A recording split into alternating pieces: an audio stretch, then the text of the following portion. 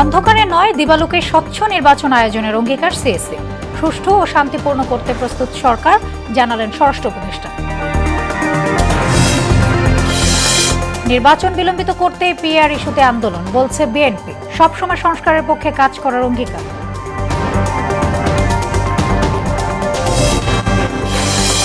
গেল 15 বছরে দানবীয় শাসন কায়েম করেছিল আওয়ামী লীগ, ট্রাইব্যুনালে চিফ প্রসিকিউটর। জুলাই হত্যাযজ্ঞ মামলায় প্রথম দিনের যুক্তিতর্ক উপস্থাপন। এবং পাল্টাপাল্টি হামলা উত্তপ্ত পাক আফগান সীমান্ত। 58 পাক সেনাকে হত্যার দাবি তালেবানের। জেএনজি বিক্ষোভে উত্তাল মাদাগাস্কার।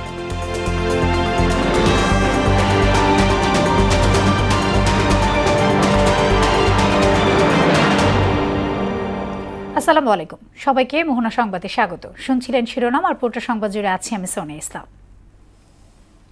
এবার বিস্তারিত। অন্ধকারে নয়, সবার চোখের সামনে একটি স্বচ্ছ নির্বাচন উপহার দেওয়ার অঙ্গীকার ব্যক্ত করলেন প্রধান নির্বাচন কমিশনার এএমএম নাসির উদ্দিন। আসন্ন নির্বাচনে আইনশৃঙ্খলা পরিস্থিতি নিয়ন্ত্রণে কমিশন বিশেষ পরিকল্পনা নিয়েছে বলেও জানান তিনি। চট্টগ্রাম বিভাগীয় আইনশৃঙ্খলা বাহিনী ও প্রশাসনিক কর্মকর্তাদের সঙ্গে বৈঠকে সিএসি বলেন, অবৈধ অস্ত্র উদ্ধারে কার্যক্রম অব্যাহত আছে।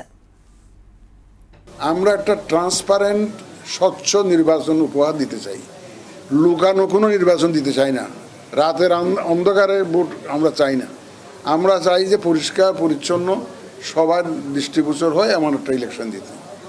তো শুধু আপনাদের কোঅপারেশন চাইব যে মানুষ যাতে যে কোনো একটা ইনফরমেশন পাইলে, খারাপ যদি কিছু পায়, ফ্যাক্টসটা চেক করে নেবে, একটা চেক করে নিয়ে যদি সত্য হয় তাইলে প্রচার করবে, শেয়ার করবে, আমাদের কোনো আপত্তি নেই। আসন্ন জাতীয় নির্বাচন অবাধ, সুষ্ঠু ও শান্তিপূর্ণ করতে সরকার সর্বাত্মক প্রস্তুতি নিচ্ছে বলে জানালেন স্বরাষ্ট্র উপদেষ্টা জাহাঙ্গীর আলম চৌধুরী। সচিবালয়ে আইনশৃঙ্খলা সংক্রান্ত কোর কমিটির সভা শেষে এই নির্বাচনে আইনশৃঙ্খলা বাহিনী কঠোর অবস্থানে থাকবে বলে জানান তিনি। আর মাঠ প্রশাসনের কর্মকর্তাদের নিরপেক্ষভাবে দায়িত্ব পালনের নির্দেশ দেওয়া হয়েছে বলেও জানালেন জনপ্রশাসন সচিব। শামীমুজ্জামান চৌধুরীর রিপোর্ট। আসন্ন সংসদ নির্বাচন ঘিরে 80,000 সেনা সদস্য, 1.5 লাখ পুলিশ, 6.5 লাখ আনসার এবং 33,000 বিজিবি সদস্যকে প্রশিক্ষণ দেওয়া হচ্ছে। এছাড়া ঝুঁকিপূর্ণ ভোট কেন্দ্রগুলোতে সিসিটিভি ক্যামেরা স্থাপনের পাশাপাশি জোরদার করা হচ্ছে আইনশৃঙ্খলা বাহিনীর টহল ও গোয়েন্দা নজরদারি। সচিবালয়ে অনুষ্ঠিত আইনশৃঙ্খলা সংক্রান্ত কোর কমিটির বৈঠকে আলোচনা হয় নির্বাচনের প্রস্তুতি নিয়ে। বৈঠক শেষে স্বরাষ্ট্র উপদেষ্টা বলেন, মাঠ পর্যায়ে কর্মকর্তাদের নিরপেক্ষভাবে কাজ করার নির্দেশ দেওয়া হয়েছে। আসন্ন জাতীয় নির্বাচন অবাধ, সুষ্ঠু, নিরপেক্ষভাবে অনুষ্ঠান নিশ্চিত করতে মাঠ পর্যায়ে জেলা প্রশাসক, পুলিশ সুপার, উপজেলা নির্বাহী অফিসার এবং ওসিদের নিরপেক্ষভাবে কাজ করার নির্দেশনা প্রদান করা। 4 ছিল আইন শৃঙ্খলা বাহিনী সহ নির্বাচন সংশ্লিষ্ট কর্মকর্তারা যাতে কোনো আইন বহির্ভূত কাজ না করে সেই বিষয়ে নির্দেশনা প্রদান করা। ঝুঁকিপূর্ণ সকল ভোট কেন্দ্রে সিসিটিভির ক্যামেরা স্থাপন ও কার্যকর মনিটরিং ব্যবস্থা করা। এ সময় সেফ এক্সিট নিয়ে নিজের অবস্থান তুলে ধরেন স্বরাষ্ট্র উপদেষ্টা। আমার ছেলে মেয়ে সবই দেশে, আমি একা জায়গা কি করব। এদিকে দায়িত্ব নেওয়ার পর প্রথম কর্মদিবসে নিজ দপ্তরে সংসদ নির্বাচন নিয়ে কথা বলেন জনপ্রশাসন মন্ত্রণালয়ের সিনিয়র সচিব এহসানুল হক। আমরা যদি সুযোগ পাই, আমরা কিন্তু অত্যন্ত নিরপেক্ষভাবে একটা নির্বাচন উপহার দিতে পারব। এই সুযোগ দেওয়ার দায়িত্ব আপনাদের সবার। আপনারা যদি আমাদের সাথে থাকেন, আমি আমার দৃঢ় প্রত্যয় হলো যে আমার অফিসাররা সর্বতোভাবে নিরপেক্ষ দায়িত্ব পালন করবে। রাজনৈতিক সম্পৃক্ততায় অভিযুক্ত কোনো কর্মকর্তাকে নির্বাচনের দায়িত্ব দেওয়া হবে না বলে জানান সচিব। একটা নিরপেক্ষ নির্বাচন করতে সমর্থ হবে। শামীমুজ্জামান চৌধুরী, মোহনা সংবাদ, ঢাকা। নির্বাচন বিলম্বিত করতে পিআর এর দাবি তোলা হচ্ছে বলে আবার অভিযোগ করলেন বিএনপি মহাসচিব মির্জা ফখরুল ইসলাম আলমগীর। সকালে ঢাকা রিপোর্টার্স ইউনিটিতে এক অনুষ্ঠানে বিএনপি সবসময় সংস্কারের পক্ষে বলেও দাবি করেন তিনি। তানজিদ ভুঁইয়ার প্রতিবেদন। রোববার সকালে ঢাকা রিপোর্টার্স ইউনিটিতে ডেমোক্রেটিক লীগের প্রয়াত সাধারণ সম্পাদক সাইফুদ্দিন আহমেদ মনির মৃত্যুবার্ষিকীতে স্মরণ সভার আয়োজন করে ন্যাশনাল পিপলস পার্টি।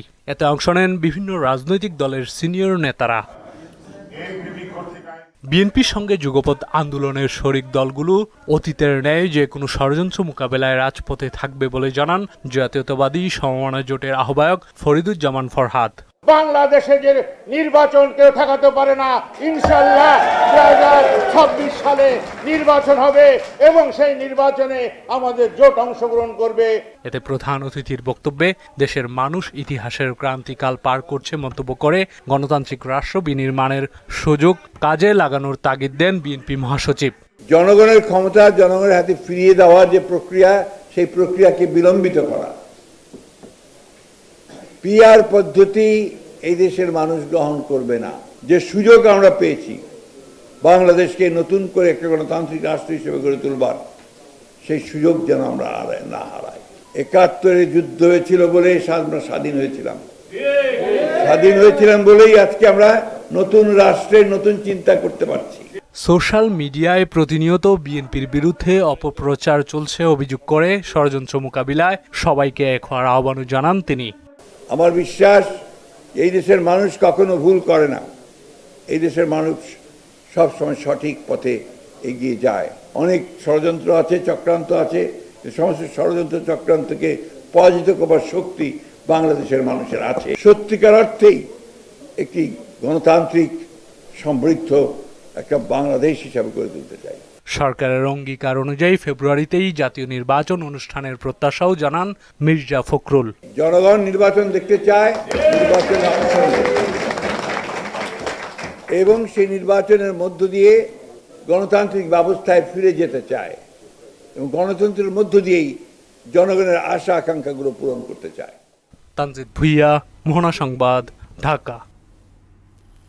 জুলাই আন্দোলনে মানবতা বিরোধী অপরাধে শেখ হাসিনা সহ 3 জনের বিরুদ্ধে করা মামলায় যুক্তিতর্ক উপস্থাপন শুরু হয়েছে। রোববার প্রথম দিনে ট্রাইব্যুনাল 1-এ রাষ্ট্রপক্ষের আইনজীবী যুক্তিতর্ক উপস্থাপন করেন। এ সময় গত 15 বছরে হাসিনা সরকারের বিচারহীনতা, বিচার বহির্ভূত হত্যাকাণ্ড, গুম সহ স্বৈরাচারী চিত্র তুলে ধরেন ট্রাইব্যুনালের চিফ প্রসিকিউটর। জানান সাধারণ সরকার থেকে দানবীয় সরকারে পরিণত হয়েছিল আওয়ামী লীগ। মেজবা রহমানের report. Constitution of the People's Republic of Bangladesh. Awami লীগের দীর্ঘ শাসনামলে দেশে যে দানবীয় সরকার প্রতিষ্ঠা পেয়েছিল সে চিত্রই যেন ফুটে ওঠে ট্রাইব্যুনালে। বিচারপতি গোলাম মুর্তজা মজুমদারের নেতৃত্বাধীন 3 সদস্যের আন্তর্জাতিক অপরাধ ট্রাইব্যুনাল 1-এ যুক্তিতর্ক উপস্থাপনে তা তুলে ধরেন prosecution. Chief prosecutor Tajul Islam জানান, ক্ষমতায় টিকে থাকতে আওয়ামী লীগের বিচার বহির্ভূত হত্যাকাণ্ড, গুম, অপসারণ, নির্বাচন ব্যবস্থা ধ্বংস ও গণতন্ত্র নস্যাতের ফলশ্রুতিতে জুলাই অভ্যুত্থান। গত 15 বছরে প্রথমত ক্রসফায়ারের নামে বিচার বহির্ভূত যেভাবে হত্যাকাণ্ড ঘটানো হয়েছিল সেগুলোর বর্ণনা তুলে ধরেছি। ক্রসফায়ার এক পর্যায়ে স্থিমিত করে এই মানুষগুলোকে গ্রেপ্তার করে তাদেরকে গ্রেপ্তারের বিষয়টি অস্বীকার করা, গোপন কারাগারে বছরের পর বছর আটক রাখা এবং সেখান থেকে অনেককে মিথ্যা মামলা দিয়ে চালান দেওয়া এবং বাকিদেরকে বিভিন্ন জায়গায় নিয়ে গিয়ে রাতের আধারে হত্যা করে বিভিন্ন নদী, নালা, খাল, বিল, বনে, জঙ্গলে তাদের লাশ ফেলে দেয়া। এ বিচার বাধাগ্রস্ত করতে ট্রাইব্যুনালে সাইবার হামলা চালানো হয়েছে বলেও জানান তিনি। আমাদের এই আর্গুমেন্টগুলো সোশ্যাল মিডিয়ায় লাইভ সম্প্রচারিত হচ্ছিল। সেই সময় আমাদের আন্তর্জাতিক অপরাধ ট্রাইব্যুনালের চিফ প্রসিকিউটর অফিসের যে ফেসবুক পেজ সেটার উপরে সাইবার অ্যাটাক করা হয়েছে। করার মাধ্যমে ফেসবুকটাকে সাময়িকভাবে ডিসেবল করে দিয়েছিল তারা, যদিও সেটা উদ্ধার করা সম্ভব হয়েছে। এই সময় গুমে জড়িত চাকরিরত সেনা কর্মকর্তাদের ট্রাইব্যুনালে গ্রেপ্তারি পরোয়ানা সেনা সদরে পাঠানো হয়েছে বলেও নিশ্চিত করেন। একজন আসামিকে গ্রেপ্তার করা হলে যেখানেই গ্রেপ্তার করা হোক তাকে আদালতে আনার সময়ে যে যতটুকু সময় ব্যয় হবে তার ছাড়া 24 ঘন্টার মধ্যেই তাকে আদালতে উপস্থিত করতে হবে। এর আগে গত 28 কার্য দিবসে এই মামলার মূল তদন্ত কর্মকর্তার সাক্ষ্যগ্রহণের মধ্য দিয়ে মোট 54 জন সাক্ষীর সাক্ষ্য গ্রহণ শেষ হয়। মেজবা রহমান, মোহনা সংবাদ, ঢাকা। 3 দফা দাবিতে আগামীকাল থেকে এমপিওভুক্ত শিক্ষা প্রতিষ্ঠানে কর্মবিরতি ঘোষণা করেছে শিক্ষকরা। এর আগে পুলিশি বাধায় পণ্ড বেসরকারি এমপিওভুক্ত শিক্ষকদের অবস্থান কর্মসূচি। 20% বাড়ি ভাড়ার দাবিতে সকালে প্রেস ক্লাবের সামনে জড়ো হন তারা। জনদুর্ভোগের আশঙ্কায় এতে বাধা দেয় পুলিশ। এক পর্যায়ে সাউন্ড গ্রেনেড নিক্ষেপ করে আইনশৃঙ্খলা বাহিনী। এতে উত্তেজনা ছড়িয়ে পড়লে কেন্দ্রীয় শহীদ মিনারে অবস্থান নেন শিক্ষকরা। প্রজ্ঞাপন জারি না হওয়া পর্যন্ত অবস্থান কর্মসূচি চালিয়ে যাওয়ার ঘোষণা দেন এমপিওভুক্ত শিক্ষা জাতীয়করণ প্রত্যাশী জোটের সদস্য সচিব অধ্যক্ষ দেলোয়ার হোসেন আজিজি। রাজশাহী ও চট্টগ্রাম বিশ্ববিদ্যালয়ে কেন্দ্রীয় ছাত্র সংসদ নির্বাচনে শেষ মুহূর্তের প্রচারণায় মুখর দুই ক্যাম্পাস। রাকসুতে আজ ইশতেহার ঘোষণা করেছে ছাত্রদল সমর্থিত প্যানেল ঐক্যবদ্ধ নতুন প্রজন্ম।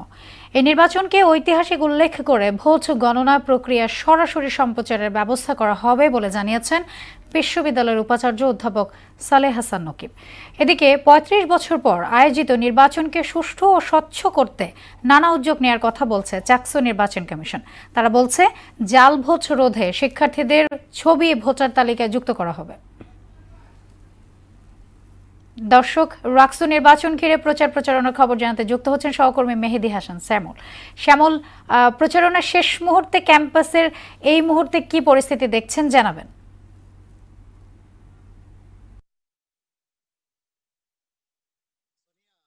আসলে জানিয়ে রাখতে চাই যে রাজশাহী বিশ্ববিদ্যালয়ের যে ৩৫ বছর পরে রাকসু নির্বাচন, সেই রাকসু নির্বাচনের আসলে যে এখন যে ঘটা আগামী ১৬ তারিখ যেহেতু নির্বাচন মাত্র হাতে, প্রার্থীদের আর ৩ দিন বাকি আছে, কারণ ১৫ তারিখ থেকে কিন্তু পুরোপুরি পূর্ণ প্রচারণা একেবারে বন্ধ হয়ে যাবে। আপনি যেমনটা বলছিলেন, রাকসু নির্বাচনের যে ইথিক্যাল জায়গাগুলো বা লজিস্টিক্যাল সাপোর্ট, সেই সাপোর্টের বিষয়গুলো কিন্তু গত ২৫ সেপ্টেম্বর যেহেতু নির্ধারিত তারিখ ছিল, সেই তারিখেই কিন্তু পরিপূর্ণ করা হয়েছিল। কিন্তু একটি বিষয়কে কেন্দ্র করে যেহেতু নির্বাচন পিছানো হয়েছে, সেইটা ১৬ সেপ্টেম্বর ১৬ অক্টোবরে নির্বাচন হতে যাচ্ছে।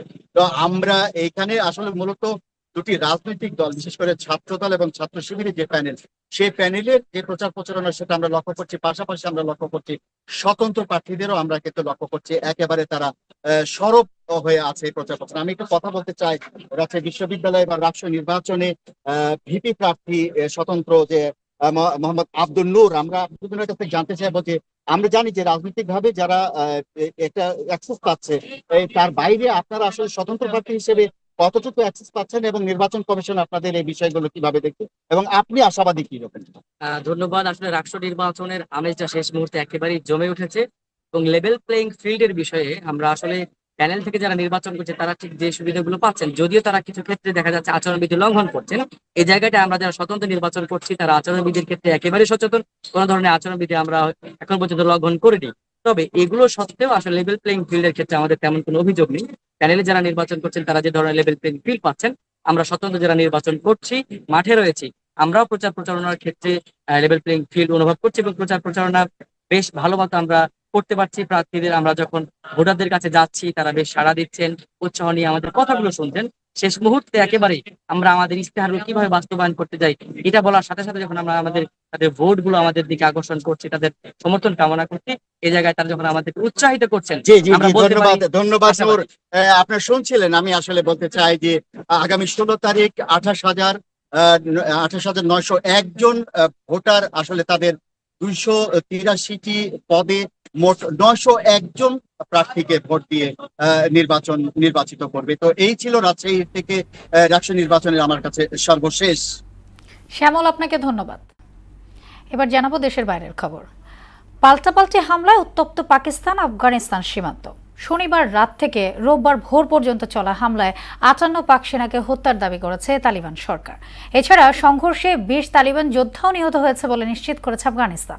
এরই মধ্যে আফগানিস্তানের ১৯টি সীমান্ত ঘাঁটি দখলের দাবি করেছে ইসলামাবাদ। এদিকে চলমান সংঘাতেও উদ্বেগ জানিয়ে দুপক্ষকে উত্তেজনা নিরসনের আহ্বান জানিয়েছে কাতার, ইরান এবং সৌদি আরব। বিস্তারিত জানাচ্ছেন ইশতিয়াক হোসেন।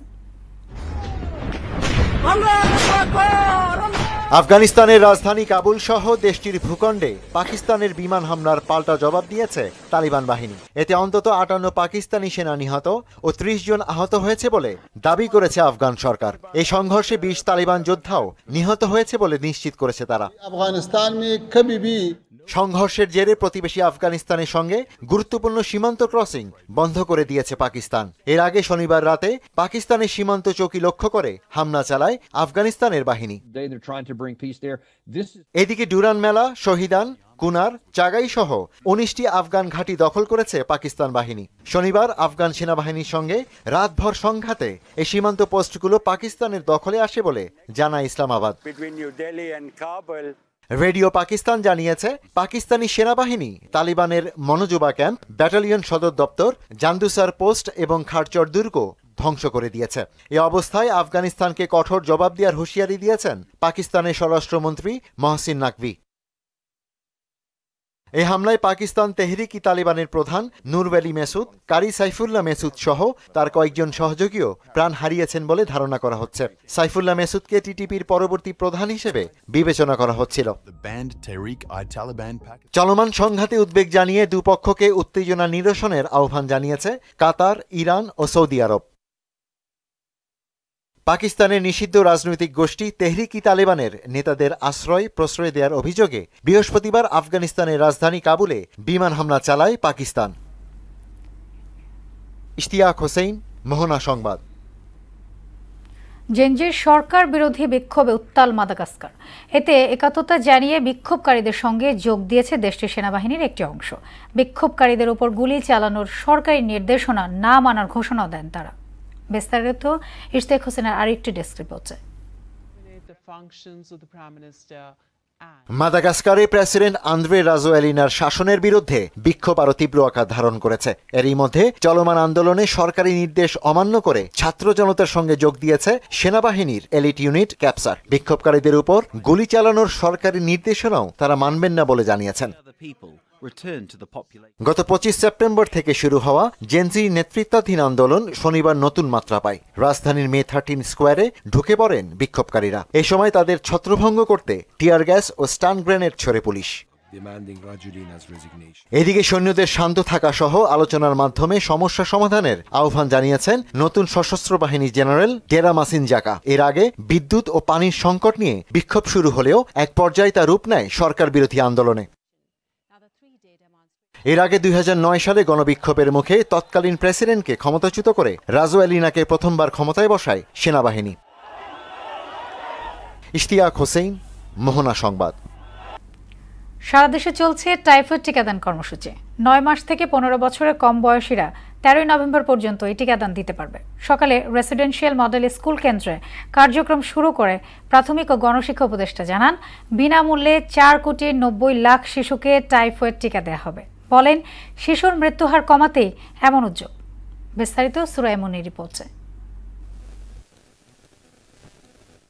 দেশে টাইফয়েড টিকার এটাই প্রথম ক্যাম্পেইন। প্রাক প্রাথমিক থেকে নবম শ্রেণী পর্যন্ত সব শিক্ষার্থীকে 1 ডোজ করে টিকা দেওয়া হবে। শিক্ষা প্রতিষ্ঠানে টিকাদান চলবে 30 অক্টোবর পর্যন্ত।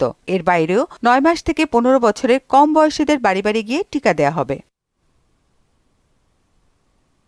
রবিবার সকাল থেকেই দেশের বিভিন্ন শিক্ষা প্রতিষ্ঠানে শুরু হয় টিকাদান কার্যক্রম। টিকা দিতে গিয়ে উচ্ছ্বসিত শিক্ষার্থীরা। আর সন্তানের সুস্বাস্থ্যের জন্য সরকারের এমন উদ্যোগকে সাধুবাদ জানান অভিভাবকরা। পানিবাহিত রোগ যেহেতু টাইফয়েড, এই কারণে আমি মনে করি এই ভ্যাকসিনটা নেওয়া খুব জরুরি। টাইফয়েডের ভয়াবহতা থেকে রক্ষা পাওয়ার জন্য প্রত্যেকেরই টিকা দেওয়া উচিত। 23 লাখ তো আমি দিয়েছি, তাই আমার খুব ভালো লাগছে। আমি একদম সুস্থ থাকবো, এর জন্য খুশি লাগছে। টাইফয়েড থেকে বাঁচার জন্য টিকা দেওয়া অবশ্যই উচিত। রাজধানী রেসিডেন্সিয়াল মডেল স্কুলে টাইফয়েডের টিকাদান কর্মসূচিতে উপস্থিত ছিলেন প্রাথমিক ও গণশিক্ষা উপদেষ্টা বিধানচন্দ্র রায় পোদ্দার। তিনি বলেন, শিশুর মৃত্যুর হার কমাতে এমন পদক্ষেপ নেওয়া হয়েছে। টাইফয়েডের চিকিৎসা অনেক খরচ বহুল এবং তাছাড়া যেটা হচ্ছে যে রেজিস্ট্যান্স ডেভেলপ করছে। অনেক অ্যান্টিবায়োটিকে টাইফয়েডে কাজ হয় না, ফলে টাইফয়েডে আমাদের অল্প বয়স্ক বাচ্চারা অনেকে মারা যায় প্রতি বছর আমাদের দেশে। আমরা যদি টিকা নিই তাহলে আমরা আশা করি এর থেকে আমরা মুক্তি পাবো। এ সময় স্বাস্থ্য অধিদপ্তর এবং ডিএনসিসির শীর্ষ কর্মকর্তারা জানান, পথ শিশুদের এই টিকার আওতায় আনা হবে। আমরা সবাই মিলে দায়িত্বশীলতা, সচেতনতার মাধ্যমে নিশ্চিত করি যেন প্রতিটি শিক্ষার্থী এই টিকা গ্রহণ করে। আমাদের ভবিষ্যৎ প্রজন্ম নিশ্চিন্তে এই টিকা নেবে এবং তাদের ভবিষ্যৎ যে অগ্রযাত্রা সেটা টাইফয়েড বিহীন সহ অন্যান্য রোগবিহীন হবে। 5 কোটি শিশুকে টাইফয়েড মুক্ত করার জন্য ভ্যাকসিন দিয়ে আমরা 13 নভেম্বরের পরে সারা বিশ্বের একটা রেকর্ড করতে চাই। শিক্ষা প্রতিষ্ঠানে সকাল 8টা থেকে বিকেল 3টা পর্যন্ত টিকা দেওয়া যাবে। জন্মসনদ না থাকলেও স্বাস্থ্যকর্মীদের সহায়তায় নিবন্ধন করতে পারবেন অভিভাবকরা। সুরাইয়া মুন্নি, মোহনা সংবাদ, ঢাকা।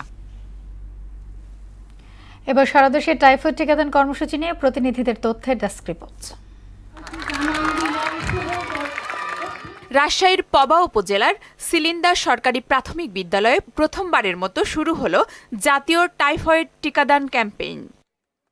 গাজীপুর সিটি কর্পোরেশনের উদ্যোগে টাইফয়েড টিকাদান ক্যাম্পেইনের উদ্বোধন করেন প্রধান নির্বাহী কর্মকর্তা মোহাম্মদ সোহেল হাসান।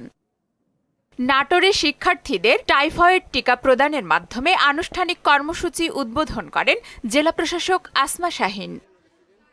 গাজীপুরের কালিয়াকৈরে ভৃঙ্গরাজ তালেবাবাদ উচ্চ বিদ্যালয়ে টাইফয়েড টিকা কার্যক্রমের উদ্বোধন করা হয়েছে। বান্দরবানে প্রথমবারের মতো সরকারিভাবে বিনামূল্যে টাইফয়েড টিকাদান কর্মসূচি শুরু হয়েছে। রংপুরের ৮ উপজেলার ৮.৫ লাখ শিশুকে মাসব্যাপী বিনামূল্যে টাইফয়েড টিকা প্রদান কার্যক্রম শুরু হয়েছে। ফরিদপুরেও মাসব্যাপী টাইফয়েড টিকা ক্যাম্পেইন কর্মসূচির উদ্বোধন করা হয়েছে। গাইবান্ধায়ও ব্যায়াম স্কুলের শিক্ষার্থীদের টাইফয়েড টিকাদানের মধ্য দিয়ে কর্মসূচির আনুষ্ঠানিক উদ্বোধন করা হয়েছে। লক্ষ্মীপুরে কালেক্টরেট স্কুল অ্যান্ড কলেজে শিক্ষার্থীদের টিকা প্রদানের মধ্য দিয়ে টাইফয়েড টিকাদান ক্যাম্পেইন ২০২৫ উদ্বোধন করা হয়েছে। খুলনা মহানগরীতেও টাইফয়েড টিকাদান ক্যাম্পেইন ২০২৫ উদ্বোধন করা হয়েছে। ময়মনসিংহে গভর্নমেন্ট ল্যাবরেটরি হাই স্কুলে আনুষ্ঠানিকভাবে মাসব্যাপী টাইফয়েড টিকাদান কর্মসূচির উদ্বোধন করেন জেলা প্রশাসক মফিদুল আলম। মানিকগঞ্জে টাইফয়েড টিকাদান কর্মসূচির উদ্বোধন করেন জেলা প্রশাসক মানোয়ার হোসেন মোল্লা। আফরিন পপি, মোহনা সংবাদ। আবারও জানাবো আন্তর্জাতিক সংবাদ। ভূমধ্যসাগরের লিবিয়া উপকূল থেকে ৬১ অভিবাসন প্রত্যাশীর মরদেহ উদ্ধার করা হয়েছে। শুক্রবার উপকূলবর্তী মেল্লিথা থেকে ৩ জন এবং জুয়ারা থেকে ১২ জনের মরদেহ উদ্ধার করা হয়। পরদিন জুয়ারা, আবু কাম্মাস ও মেল্লিথার সাগরতীর থেকে আরও ৪৬ জনের মরদেহ উদ্ধার করা হয়। গেল সেপ্টেম্বরে লিবিয়া থেকে একটি ইঞ্জিন চালিত নৌযান ইতালির উদ্দেশ্যে যাত্রা করে। ধারণা করা হচ্ছে মৃত ব্যক্তিরা সেই নৌযানের যাত্রী। উদ্ধার করা মৃতদেহগুলোর কয়েকটি কবর দেওয়া হয়েছে, বাকিগুলো মর্গে রাখা হয়েছে। এবার হকি। আসন্ন অনূর্ধ্ব ২১ হকি বিশ্বকাপের জন্য আগে ভাগে ২০ সদস্যের দল ঘোষণা করেছে বাংলাদেশ হকি ফেডারেশন। আগামী ২৮ নভেম্বর ভারতের চেন্নাইয়ে শুরু হবে এবারের বিশ্বকাপ। টুর্নামেন্ট সামনে রেখে প্রস্তুতি ঘাটতি রাখতে চায় না ফেডারেশন। বিশ্বকাপ প্রস্তুতির অংশ হিসেবে বাংলাদেশ দল সুইজারল্যান্ডের লুজানে ১ সপ্তাহের ক্যাম্প করবে। সেখানে সুইজারল্যান্ড ও অস্ট্রেলিয়ার বিপক্ষে ২টি করে প্রস্তুতি ম্যাচ খেলবে লাল সবুজের তরুণরা। শেষ করব মোহনা সংবাদ, যাবার আগে শিরোনামগুলো আরও একবার।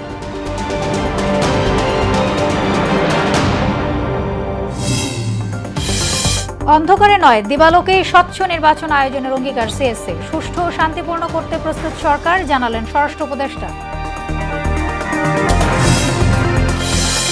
নির্বাচন বিলম্বিত করতে পিআর ইস্যুতে আন্দোলন, বলছে বিএনপি। সবসময় সংস্কারের পক্ষে কাজ করার অঙ্গীকার।